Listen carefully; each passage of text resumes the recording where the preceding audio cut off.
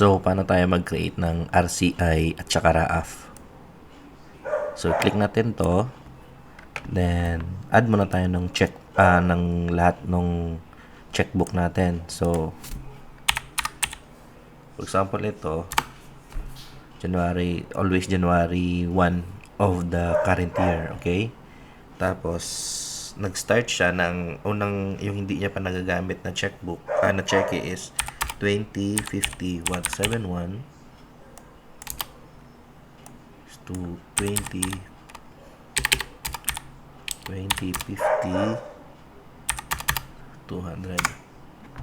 Then, click natin yung update. So, nung January 1, 2025,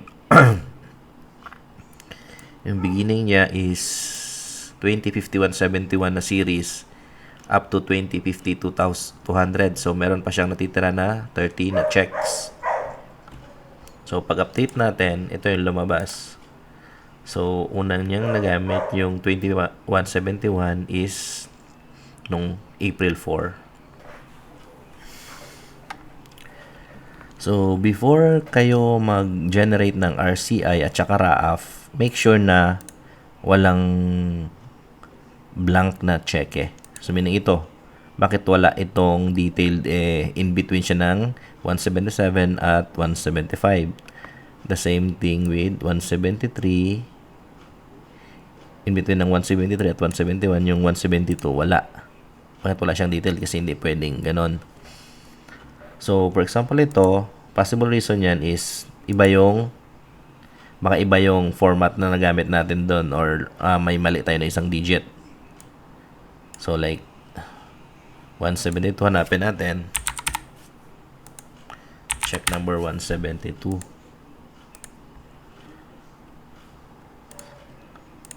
Check natin yung check details niya.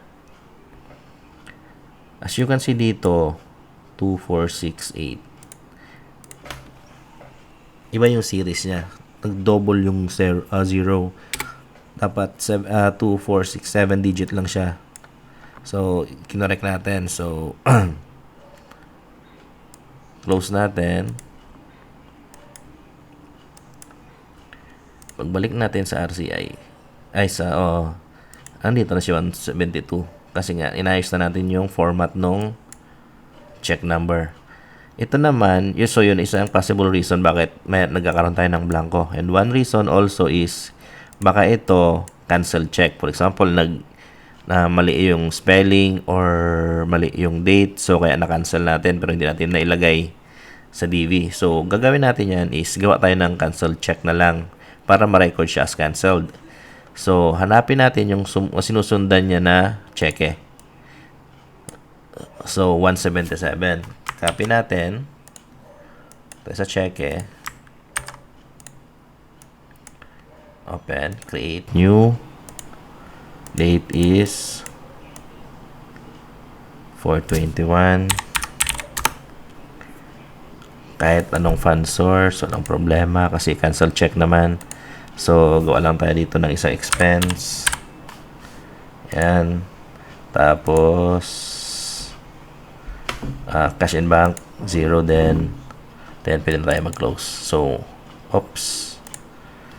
Lagyan pala natin ng date, 4/21 din kasi kailangan natin cancel check pala. So, yung missing kanina is 176, amount 0. Click natin yung cancel. So, pag-close natin, canceled na siya. 176. So, close natin. Pagdating natin dito, yung 176, may canceled na siya. So, pag-print natin ng RCI for the month of April,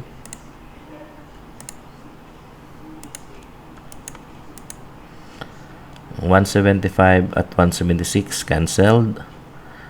Tapos hindi na siya lumukso. 172, 73, 77, 78. So, okay na siya. And then, RAF, 8 na din siya. Kasi na-record na natin yung 172 tsaka 176. So, tama na yung RAF natin. So, kung mag-a-add kayo ng bagong check, add new checkbook. For example, for the month of April, meron kayong bumili na kayo agad ng cheque. So, like for example, 25,0,201 to 25,0,300. Click update. Yan. So, ito, sample lang naman to kasi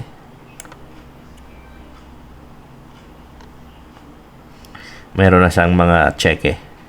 Ito yung second check niya kasi. So, basta mag-add lang kayo, add kayo ng bagong checkbook, add nyo lang, tapos kung kailan nyo na-receive, tapos beginning series, ending series, tapos click update para maggawa siya ng entries.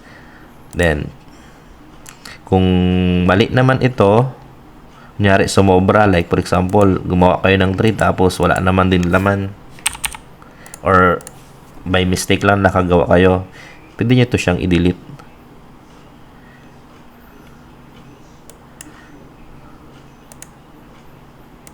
Itong page 3 na to para hindi marumi yung or hindi siya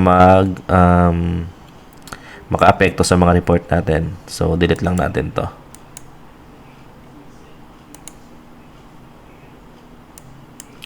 So, ganun lang yung paggamit ng RCI at saka RAF.